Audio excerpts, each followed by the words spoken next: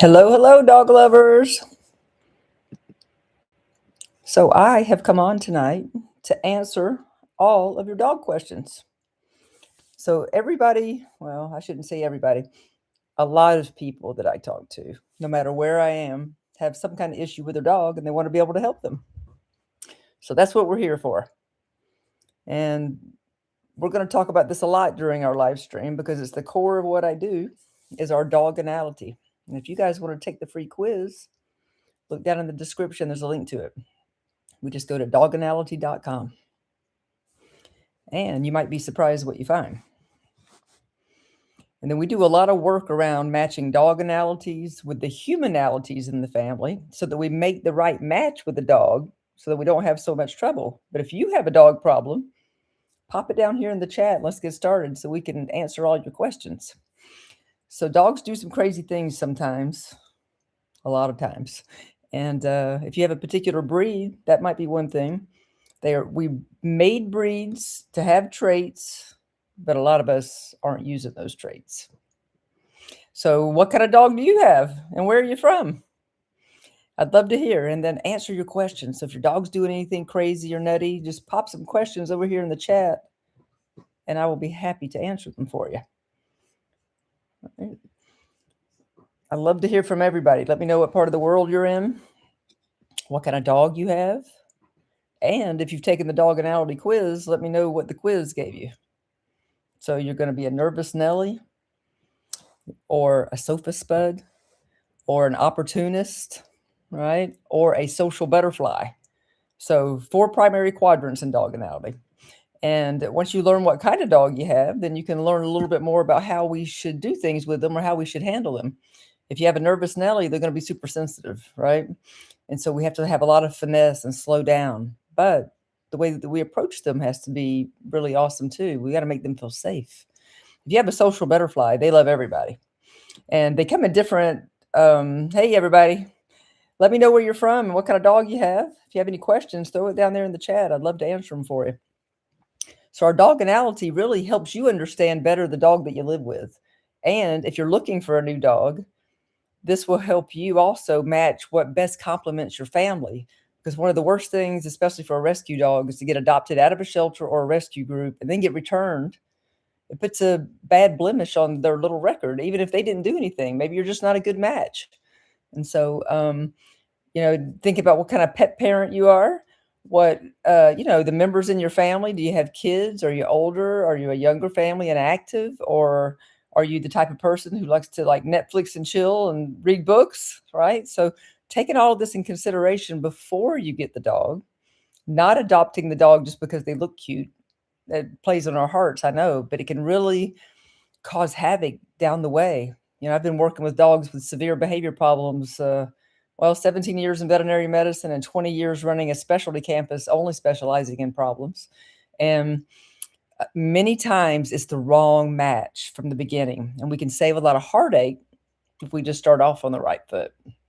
So that product to me is very important for the dog world because it can be used in shelters, rescue groups, veterinary clinics. Anybody who wants to learn more about dogs really can learn about it. And if you guys want to take the quiz, just pop down in the description. I've put a link to Dog Analogy down there, and you guys can go see what your dog is. If you have more than one dog, you can take it more than once. It's free, and it only takes a moment. And if you take the quiz, pop in the chat here and let me know what you found. Because learning how to make this match for me is critical, right? And many people choose a dog because it's cute, fluffy, brown, black, a particular breed, hypoallergenic. And you can enjoy the aesthetics of a dog, but the first thing is their temperament and their energy level and being sure that it matches you and your family. Because if you are a chill out type person and not really athletic, you're not a runner, you're not a hiker, then by all means, let's not adopt an athlete of a dog, because that is going to cause a lot of frustration. Dogs who are pent up and don't get exercise properly, especially if they're higher energy, will drive you crazy. They're going to release that energy in some way. I get a lot of questions about barking, chewing, destructive behavior, pacing, aggression, even sometimes, just because maybe they don't get out, they're not socialized. So many things come into it. And if we just consider our family first, and then we can actually choose who to bring in to be a new family member and be very successful with it. So, um, I love to help. I always say I love people. I love to help people, and I love to answer the questions so I can get you on the right path. So let me know what's going on in your life because I want to be able to help you. Right? Hopefully, you guys have seen some of my videos already. You can kind of see some of our philosophy. It's really about doing what's natural for the dog. I say, I can't make you a dog, right? I can make you a dog, but I can't make the dog a person. And so many people anthropomorphize in such a way that we do discredit for the dog. I talk a lot about honoring the dog. It's like really learning how they see the world. I actually created a little essay about how our scent affects everything to them because our scent changes when our emotions change. Haven't we heard all of our life that like dogs are aware if you're afraid of them? They're aware of whatever you feel because again, I made this little guide. You guys can go down to my stand store down below. It's a free little thing. You can read it and really start to understand how your pheromones change when your emotions change and your dog picks up on it. And most of us we kind of know that innately, right? But when you have a really nervous dog, you being nervous about a situation, let's just take leash reactivity for an example. If your dog has been acting up and acting like a nut, and then you see a dog coming down the street, as a human, our first thing is like, oh shit, there's a dog. Well, the first thing we have to do is recognize what we're thinking and feeling, and then we need to change that.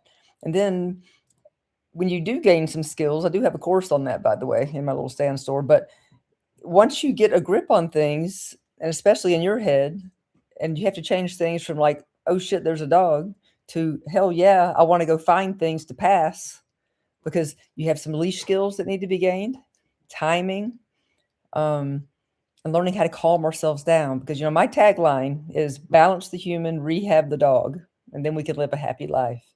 And I had that tagline before the science came out. So it came out in about 2022 or so, where we're getting this awesome information about cognition in the brain, mapping the pathways, understanding how things occur. And we know that dogs see life through their nose, but this will explain how deeply dogs see life through their nose. They actually have an occipital path in their brain from their nose, which means they create pictures. I always say dogs see life through their nose, and the eyes and the ears are just there to back it up. It's really amazing. You guys may know, dogs can detect cancers. They can detect also really anything that you teach them how to smell out specifically. And I've done a lot of work with working dogs, and it's really amazing to see. And medically, this is wonderful. They can tell people if their glucose is dropping. PTSD dogs, of course, they have been trained in a different way to see negative emotions. And this is the great thing because we can reassociate things to our dogs. They don't have to keep suffering. We can make things that have been negative to them more positive. But if it's a true negative thing in life, then our job is to advocate for them so that they don't have to tolerate it, that we'll take care of it. That's what a good parent does. But when you think about it, a dog can smell like a drop of something in a swimming pool. It is truly amazing. So we can really advocate for them and teach them how to move through life in a more comfortable way, even when they're fearful. Because the dogs that I specialize in who are aggressive and what people deemed as dangerous, and I've had dogs sent to me on court order and just a lot of crazy things. It's really based in fear, almost always. It's very, very, very rare that it's not. And if you have a nervous dog, they need a lot of guidance and leadership and protection. So it's all about making their life happier. And in return, your life also gets happier because everything is just less stressful. And so, question for you guys watching: do you walk your dogs? All right. Some people don't walk their dogs. They think that their backyard is fine. And backyards are great. Don't get me wrong. It's a great place to relax, play. But just imagine, what if you couldn't leave the house? What if you couldn't leave the house in the backyard? You couldn't go to the store. You couldn't go see the neighbor next door. You're in the house in the yard. And some dogs spend years like that. And so adventure and exercise sniffing, all of that is part of what makes a healthy dog. You know, dogs, I do a lot of work. I have a nonprofit called Dog Corps, and I work on islands and poor places and things like that to help spay neuter dog, provide resources, give education. And when you see those dogs, they may be skinny and mangy, but psychologically they're happy. They're not cooped up. I bring those dogs back with me many times to help them find homes. And um, it doesn't take long if we start cooping them up a lot, putting them behind fences and baby gates and things like that. They start to have reactions behind it just because they're frustrated. It's nothing they did wrong. It's just that we have to get dogs out. We have to go walk them, exercise them, and get rid of all that excess energy so that we can now live a happier life. So, for instance, I was working with a family yesterday with we'll have a video out probably here in a few days, as soon as I can put it together, of a little poodle named Cooper, who was about a year old now, and he was suffering from separation anxiety. And he was a very sensitive little guy. He didn't take very much, but I got a really great update this morning about how well he was doing. And he was terrified of a crate. Now, he had come from a breeder at about 16 weeks. A couple of people had fallen off of purchasing him. And I know sometimes we all have some negative feelings about breeders, but I believe if you're a good breeder, breeding for the breed, you're doing all of the health exams, you're very specific about what you're breeding, you're developing a psychologically and physically healthy dog, then in that regard, I'm not against them because we wouldn't have breeds if we didn't have good breeders. But they have to be ethical, good breeders. We don't just breed dogs because we have papers and we want to see babies. So many of you guys have probably been in shelters before. They're overwhelming. Here I'm in the Atlanta area. When you go into a shelter here, they are always overcrowded. Massive amounts of pit bull mixes, with not much variety of other dogs, and it is really overwhelming, and probably in your guys' area too.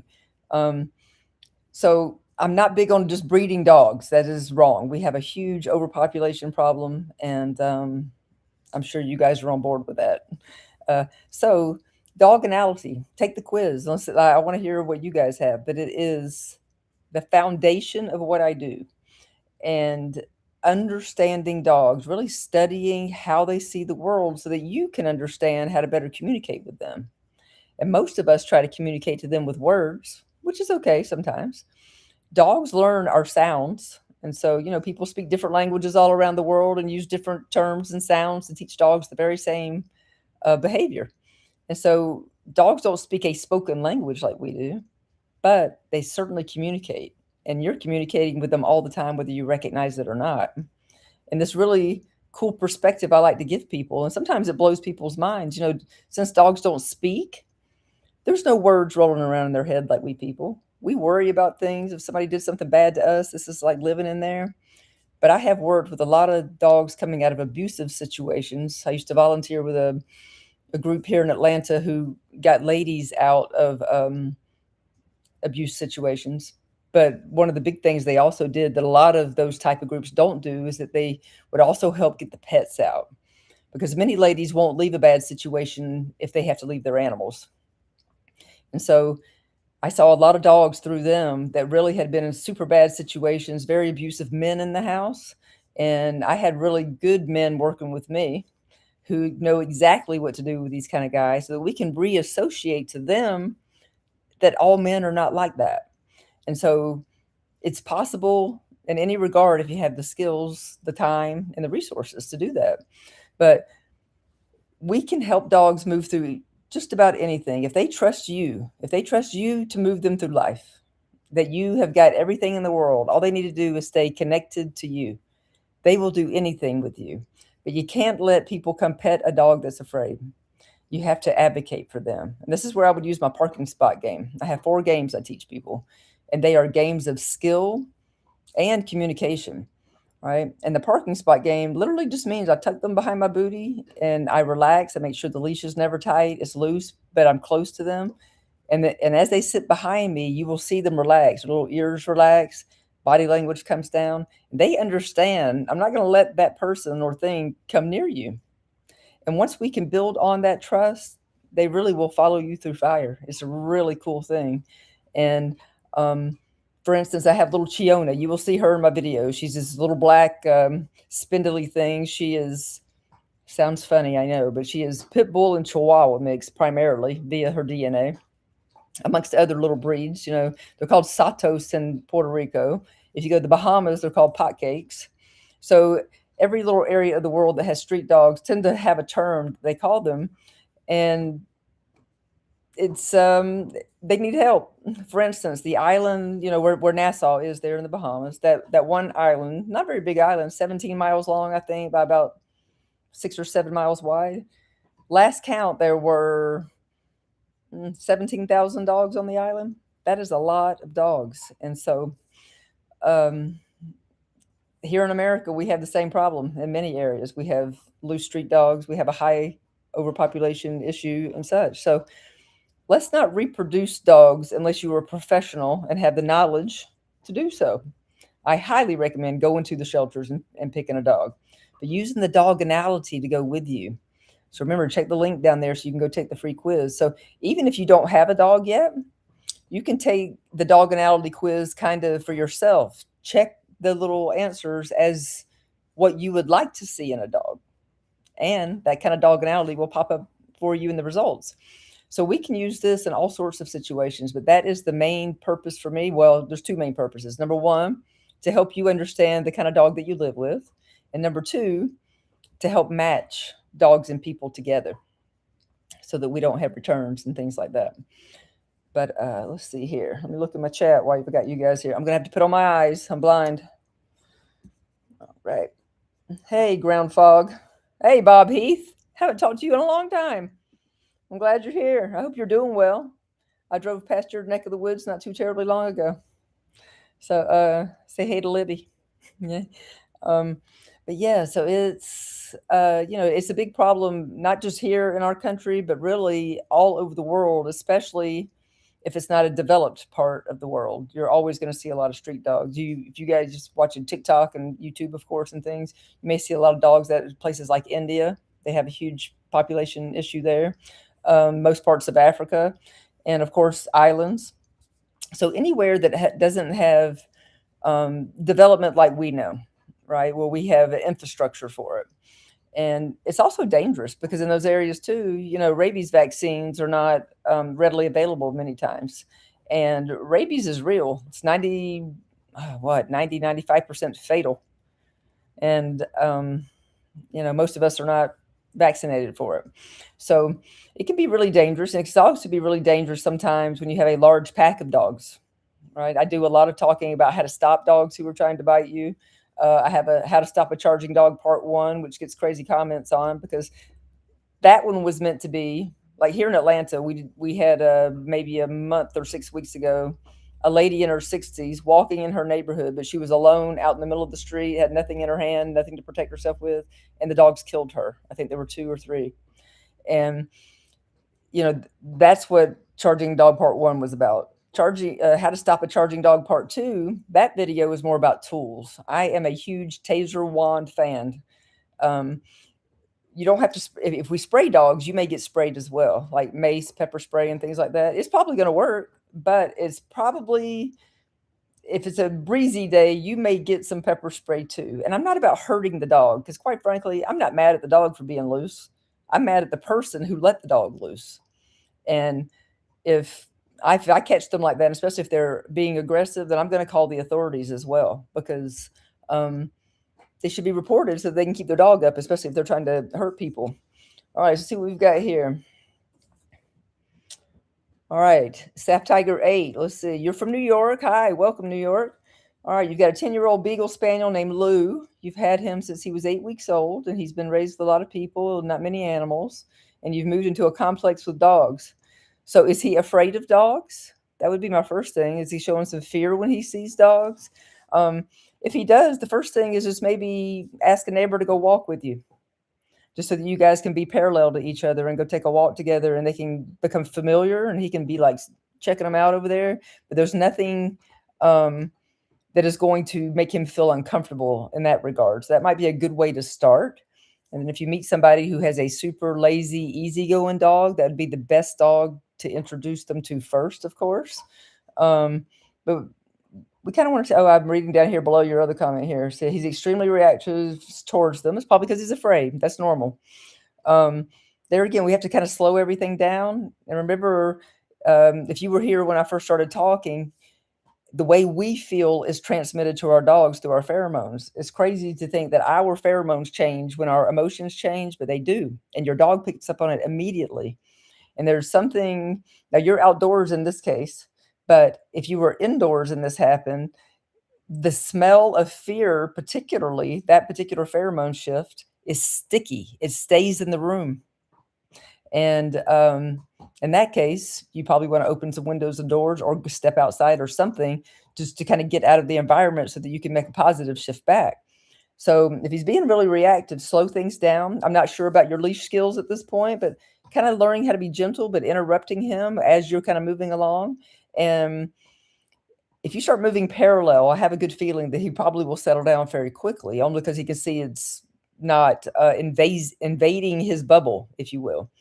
And give it a try, but also give space while you're walking parallel. Don't be right next to each other in the beginning. As you walk, you can slowly get closer together. Okay. I hope that helps. You can give it a try, and then you can hit me back, send me a message, or uh, make a comment somewhere, and I will answer you back because I can see your name now, and that'll ring a bell for me. All right, let's see what else we've got down here. All right, Bob, let's see what you've got. The quiz, and it described your 2-year-old. Oh, you've got a golden perfect. That sounds like you, Bob. Yes, and he's bred to be a duck retriever, so that means he's probably high drive if he has that working line in him. And he's a social butterfly.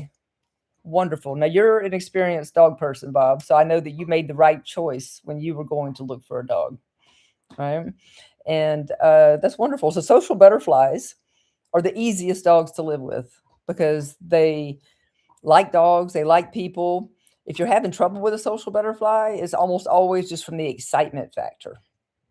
They they can just be too rowdy. And if you don't know how to exercise them properly and also learn how to set some boundaries, that would be my calm and relax game, one of my 4 games.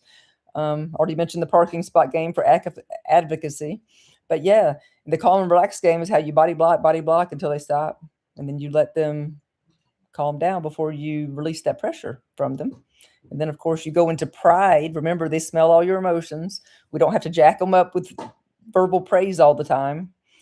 And yeah, they understand that. So speaking of praise, let's touch on that a little bit. Praise comes in so many forms. For me, it is all about what the dog is wanting at this moment, right? So let's use the example, like most dogs jump all over people when people come in the door, especially here in America, because people party with them coming in the door. Like at my house, that is a no-go. Absolutely not allowed. I don't let people party with them right away. Everybody has to chill out and calm down, because what should a dog do when they meet you? They should sniff you, right? If we don't cause all this craziness, their nose comes in and sniffs you. If you've been around dogs, you're very interesting, or other animals at all. Um, so yeah, it's important how we behave in our regular life. Like, it's going to make our friends happy to party with the dogs. It probably even makes you happy to party with the dogs coming in. But you're teaching them to be excited in those moments. And most people don't want the dog jumping on them or their company when people are coming in. So that's a little simple one for you. Okay. But we just have to learn how to break it down and take our time. Right. And sometimes we have to do what's good for the dog. It's kind of like, I talk about pet parenting and I compare it. Not that humans are the same. I preach hardcore that humans and dogs are two totally different species. But when you think about how you parented children, or how you would parent children, especially if you're an auntie or an uncle or something like that, that's how we want to do it. You want to be kind and benevolent, but you also want to have rules and boundaries, because those are just teachings about living life with humans. And it's all about the delivery. If you're a good parent, you deliver it in a calm, confident, matter-of-fact way, and you're not upset.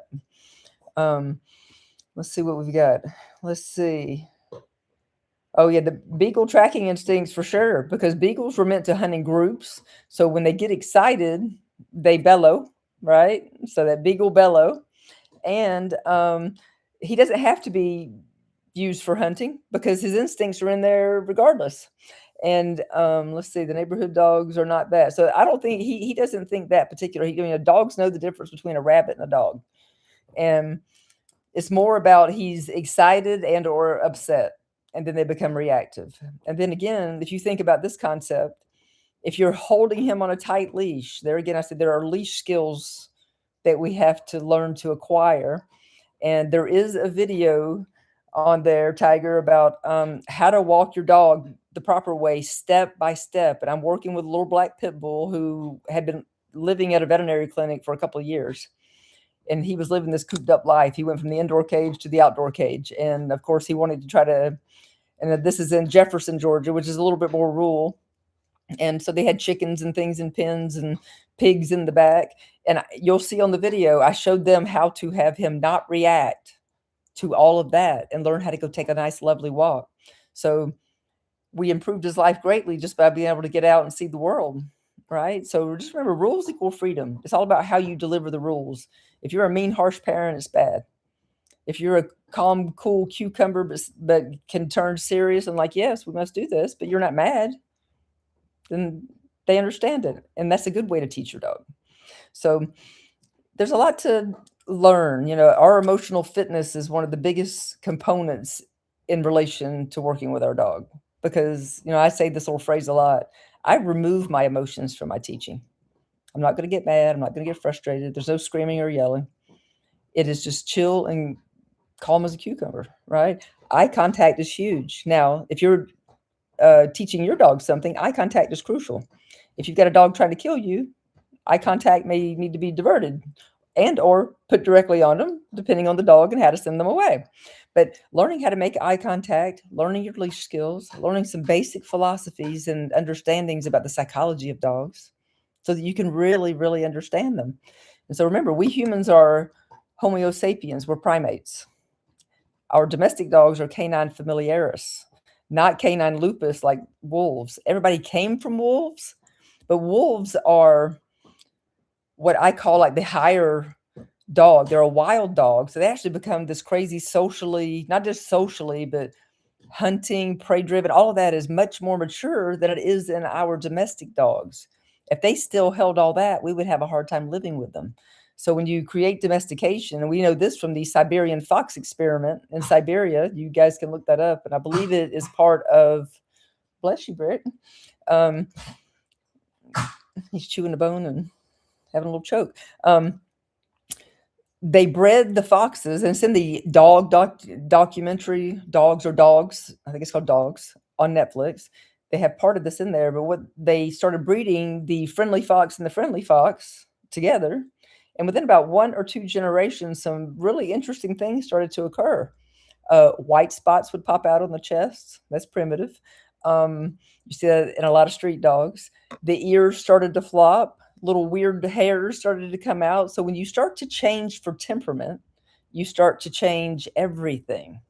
And it's a really cool thing. So our dogs are not wolves. They don't behave like wolves. Wolves are much more intense. They actually share some other behaviors that our dogs did not keep. But however, our dogs did keep a lot of the instincts. And not all dogs have some of the instincts. So for instance, do you have a dog that maybe if you give them a treat or a bone, they'll go and bury it? That is one of the old instincts. Dogs circling and digging to bed down, also one of the super old instincts. And you'll see some dogs do some things and others will not at all. And so like Brick, for instance, is kind of funny. He likes to bury his food a little bit and then he'll eat it. I do believe I've got a video about Tiki, who I brought home from the Bahamas. She has since passed away. She lived a nice old life with me. But she was one of those girls, so I like to give my dogs the big juicy marrow bones. And, you can get at the grocery store cut up. And I was handing out marrow bones. I don't know. I've got 7 dogs right now, so I probably had 6 or 7 at the house at that time. So I give everybody a bone, and like everybody else just lays down and chews their bone. For her, she went and buried the bone at the base of the tree, came and sat back down, and you could just kind of see her looking about. She did that. And about an hour later, maybe 2, she went back and dug the bone up. And this was like after everybody else was kind of finished with their bones for the most part. Dug her bone up and then brought it back. So she was a street dog, and she still had a lot of that. So dogs from the Bahamas are a lot of terrier. A lot of them are the brown dog, black mask, a little white on their chest. And she was right there. And super sweet girl. So maybe you guys can find that video too. but really good stuff. So let's see. And is your beagle giving you any trouble, like barking, besides being on the leash, or is he noisy in the house, or is he pretty quiet in the house? I find most beagles are kind of lazy for the most part, especially as they get a little bit older. You said he's 10 years old. He gets a little bit old. They just, they're kind of a laid back breed for the most part. Uh, they love food, so they're prone to being chubby. And Bob knows this. Golden retrievers also love food and are prone to being chubby. They are also prone to hypoglycemia. So not hypo, what am I talking about? Hypothyroidism. So in their older years, after they get about 6, it's not terribly uncommon. Hey, Libby. Okay. It's not terribly uncommon for them to really have a weight issue as they get older. Labradors are the same way. Golden retrievers also suffer, and they've done some studies on this for years. They suffer at a higher rate of cancer, and so do boxers. A lot of interesting stuff there. And I think another really cool study that they're working on now is the dog aging project. So they're studying dog aging. You guys know large dogs live less time than small dogs, and they also mature at different rates. And they're trying to figure out how we can help humans with this kind of science. So that's pretty interesting. Dogs help us in so many ways. It's a really cool thing. I did put up the other day, I think I put it up as a post on the community, but PBS has this great episode about dogs. It's called Dogs the Early Years on PBS. It's 2001, this was. But everything that I preach to people all the time is in there, from veterinarians, behaviorists, trainers, etc. You have to really understand dogs. And what I find when people are really having trouble, they don't really understand them. And so how can you communicate if you don't understand them? They don't understand our paragraphical sentences, right? Remember, they learn our sounds. This sound is correlated to this thing. And then I did just watch the other documentary today about can dogs talk, and they're doing the little buttons, and the dogs are pressing the buttons. I mean, I understood what was going on right away, but I watched the whole thing because I wanted to hear them explain it and be sure they were agreed with me, I suppose. But dogs can't speak. They've been trained that whatever particular button means a thing. And so sometimes they're going to like put something together, but they can't speak. But what they can do is put those sounds together to communicate with you what it is that they want. And so they don't have a verbal area in their brain. They just don't create verbal words internally or externally. So body language, your energy, how you feel, how you move, your eye contact, all of those things come into play. And since dogs can't talk, and they don't talk in here, they spend their whole day watching you, constant observing. So they know your every move, your every habit, your every flick. I always say dogs sometimes, the ones that get crazy before they go for the walk. Now, most of us have taught them, are you ready to go for a walk? And then we get them crazy. This might be for you, Tiger, because you don't want to get them excited and then go out and expect them to be calm on their walk. And so many times you think about going for a walk, and maybe you've got some little habit. I make jokes a lot. So I say maybe you flick your toe, your eyebrow or something, but the dog picks up on whatever your pattern is. They're brilliant at that. And so just cool stuff. I love dogs. I think they're the most fabulous creatures on earth, right? Along with we humans, of course. There's a reason they say there's man's best friend, because they really do help us in a lot of ways. And I'm very appreciative for them. All right, guys, you got some more questions for me? Let's look down here. Okay, Tiger, you said he's definitely loud. Yeah, when he has to be. And you used to live by the firehouse and sing with the fire trucks all the time. Yes, the sirens definitely set them off. When we were at our older location, and we were near a firehouse, and like as the crow flies, maybe half a mile. So, and we were on top of a hill, so you could hear it really well. And every time the sirens went off, especially the German shepherds and the hounds, all would start this chorus of howling. So it was kind of cute. We didn't discourage it, and it wasn't bad. So we enjoyed that too. That's a really good thing. All right. So I'm glad you're all here, and you guys haven't had too many questions. And if anybody does, feel free to jump in. But I just wanted to jump in. I wanted to introduce you guys to my dog analogy, and we're working on should be out in the next few weeks some expanded reports above and beyond the little quiz that you've seen, which will not just tell you more about who your dog is, but will also have advice about how to handle things with that type of dog so you know exactly what to do with them. And it's going to be a valuable tool for a lot of dog owners. And there again, vet clinics, rescues, shelters, all of the above, especially if you're trying to do a dog human match. And um, I hope you find it useful. And I hope you share it with your friends so they can find it useful. Very good. Well, guys, I've enjoyed my time with you. Do you have anything else for me before I leave you? Bob, it was great to see you, of course. You'll have to give me a shout sometimes. I'd love to see you guys. And let's see, visit my stand store down there. So we've got lots of free downloads. We've got the one about scent. We call it sometimes a secret conversation, but I do believe the product name is, how your emotions affect your dog, how they're, you won't miss it. You'll see a picture about it there. There's a leash reactivity course. There's tons of free downloads in there. There's a free coloring book if you have kids. It's all about dog safety for children, but we put it in a fun little coloring book. You can print it off at home and let the kids enjoy it and be talking to them about dog safety while you're at it. And there's also a guide that if you are looking to add a new dog to your home, there's also a free download about that. And then there's a full guide and a workbook in there as well. So we're adding things all the time, and I just want to help you. Okay. If you have questions, you guys can find me at Dog Psychology on all the socials. And primarily we're on Facebook, Instagram, and TikTok. You can shoot me DMs, ask me questions, and come visit us there. All right. Well, I hope you join me next time. It was great to talk to you. Good luck with your beagle, Bob. I can't wait to meet your golden retriever. I'd love to see you and Libby sometime. And you guys have a good night.